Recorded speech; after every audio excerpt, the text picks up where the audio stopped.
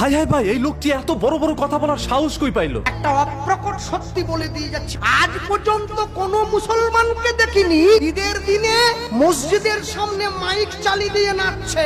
আজ পর্যন্ত কোন খ্রিস্টানকে দেখিনি যিশু খ্রিস্টের জন্মদিনে মুরগি কেটে পুকুরের কোনায় বসে খাচ্ছে। কালী পূজার বিসর্জনের দিন হিন্দুকে দেখেছি মাকে টলিতে তুলে দিয়ে মদ খেয়ে নাচতে নাচতে যাচ্ছে, বলে আসছে বছর নাকি আবার হবে। ভাই তাড়াতাড়ি এই ভিডিওটি শেয়ার করে রাখেন যাতে করে সকল মানুষের কাছে এই বার্তাগুলো পৌঁছে যায়। আমার বাড়ির পাশে একটু দূরে একটা মসজিদ আছে, আমি ভালো করে ঘড়ি ধরে মিলিয়েছি, সেটা দিনে 5 বার নামাজ পড়ে মুসলমান। ভোর 5টায়, দুপুর 12টায়, বিকেল 3:30টায়, বিকেল 5টায়, সন্ধ্যে 7টায়। একদিন, দুদিন, 3 দিন, 1 সপ্তাহ মিলিয়েছি, নামাজের সময়টা 1 মিনিট এদিক ওদিক হয়নি। আপনাদের এই পুরো সবঙ্গে যদি বন্যা হয়ে যায় তবু নামাজের সময়টা পরিবর্তন হবে না, ওটা ভোর 5টার নামাজটা 5টাতেই হবে। কিন্তু